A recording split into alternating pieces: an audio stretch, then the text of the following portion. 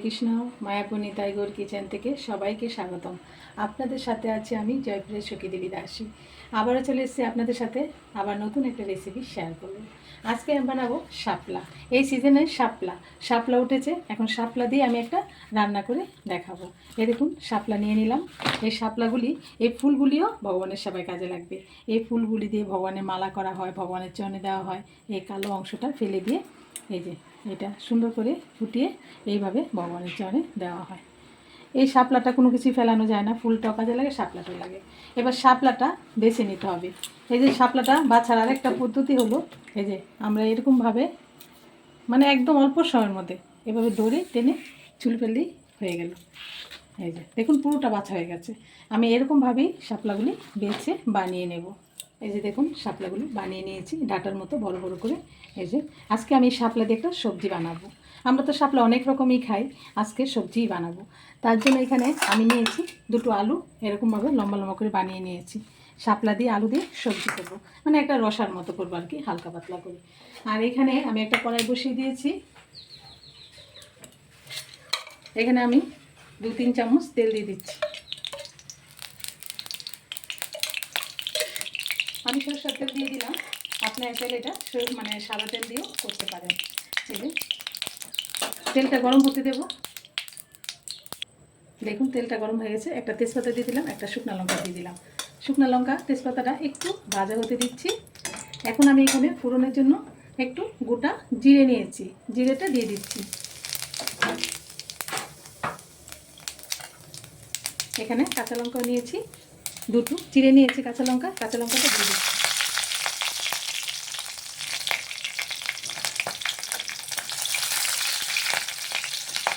দেখুন জিরেটা ভাজা হয়ে গেছে। এখন আমি এখানে এই যে আলু নিয়েছিলাম, আলুটা দিয়ে দিচ্ছি। আলুটার মধ্যে স্বাদ মতো লবণ দিয়ে দিচ্ছি, অল্প পরিমাণে স্বাদ মতো লবণ দিয়ে দিচ্ছি। এখন আলুটা একটু ভাজা ভাজা করে নিচ্ছি। দেখুন আলুটা একদম লালচে করে ভেজে নিয়েছি। এখন আমি এখানে একটা টমেটো বানিয়ে রেখেছি, ছোটো ছোটো করে টমেটোটা দিয়ে দিচ্ছি। টমেটোটা এটার সাথে কষিয়ে দিচ্ছি। আর এখানে আমি একটু গুঁড়ো মশলা রেখেছি। এখানে একটু জিরে বাটা, একটু ধনে গুঁড়ো, একটু হলুদ গুঁড়ো, একটু লঙ্কা, একটু কালারের জন্য একটু লঙ্কা গুঁড়ো দিলাম, সবগুলো দিয়ে দিচ্ছি।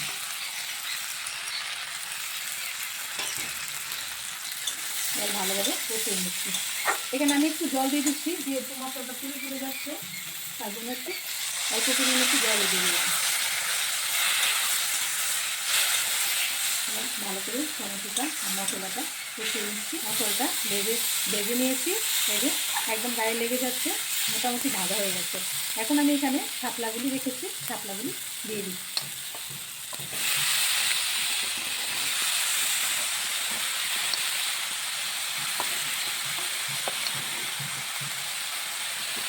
শাপলাগুলি মজে যাবে। এখন একটু মনে হচ্ছে কড়াইটা ভরে গেছে। এই যে আস্তে করে আমি একটু মিশিয়ে নিচ্ছি।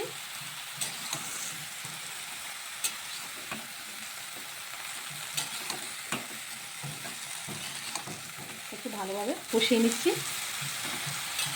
দেখুন আস্তে আস্তে মজে যাচ্ছে আর জল বের হওয়া যাচ্ছে। এর জন্য আমি একটু 1 মিনিটের জন্য একটু ঢাকা দেবো, জাস্ট একটু মজিয়ে নেওয়ার জন্য।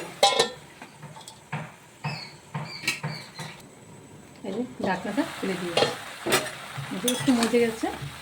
এখন আমি এখানে স্বাদ মতো লবণ দিয়ে দিচ্ছি। শাপলাতে লবণটা একটু পরিমাণ বুঝে দিতে হবে, কারণ শাপলা একদমই গলে যায়, মজে যায়, এই জন্য। এই যে আমি আলুতে অল্প দিয়েছি আর এখানে অল্প দিয়েছি। এখন ভালোভাবে আর একটু কষিয়ে নিচ্ছি, লবণটা যাতে সব শাপলার মধ্যে লেগে যায়।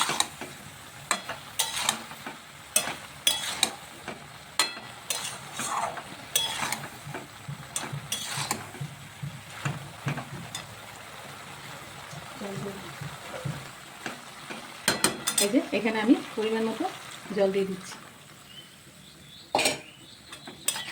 ভালোভাবে নেড়ে চেড়ে দিচ্ছি। এখন একটু ফুটিয়ে নেব।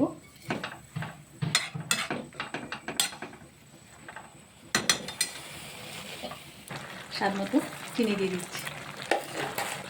শাপলা একটু পানছে তো একটু চিনি দিলে মানে টেস্টটা বেড়ে যায়। এই দেখুন আস্তে আস্তে ফুটে যাচ্ছে।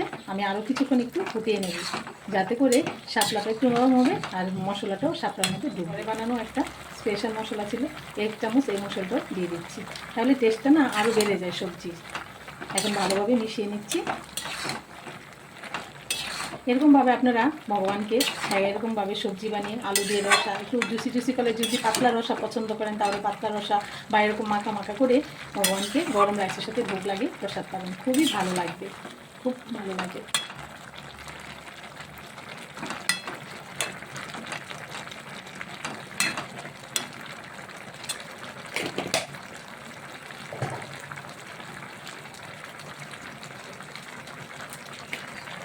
নামানোর আগে অল্প একটু হিঙ্গুরু দিয়ে দিচ্ছি, একটু টেস্টটা বেড়ে যাবে। এখন ভালোভাবে মিশিয়ে নিচ্ছি, কারণ দেখবেন এই শাপলাটা কিন্তু জলে থাকে তো সেরকম একটা টেস্ট নেই, এটা কিন্তু মশলা সুন্দর করে রান্নার মধ্যেই এটা টেস্টটা হয়। তারপর আমি তেল মশলা অতটা দিচ্ছি না, মোটামুটিভাবে করছি। এটা চাইলে আপনারা একটু রিস্ক করতে পারেন, কারণ আমি একটু রিস্ক ছাড়াই একটু হালকা পাতলা করছি। এরকম প্রায় হয়ে এসছে।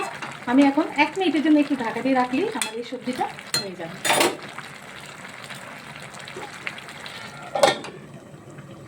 এই যে 1 মিনিট ঢাকার পর খুলে দিলাম, একদম ফুটে গেছে, জুসটা শুকিয়ে যাচ্ছে, মাখা মাখা আছে। এই যে হয়ে গেছে, শাপলাও সিদ্ধ হয়ে গেছে, এই দেখুন আলুও সিদ্ধ হয়ে গেছে। এখন আমি নামিয়ে দিচ্ছি। দেখুন রেডি হয়ে গেল শাপলার রসা বা সবজি। এই দেখুন জুস রেখেছি মাখা মাখা, এই যে আর এই শাপলাগুলিও ঝরঝরা আছে, গলেনি, কত সুন্দর। এভাবে আপনারা রান্না করে একবার ট্রাই করবেন, আর কেমন হয়েছে কেমন লেগেছে অবশ্যই আমাকে কমেন্ট করে জানাবেন। আর সবাই ভালো থাকবেন, সুস্থ থাকবেন, আবার দেখা হচ্ছে পরের ভিডিওতে। এখন আমি আমার গৌনি থেকে সবজিটা ঠান্ডা করে ভোগ লাগিয়ে দেবো। এবার আমার গৌনি থেকে একটু দর্শন করে নেবেন।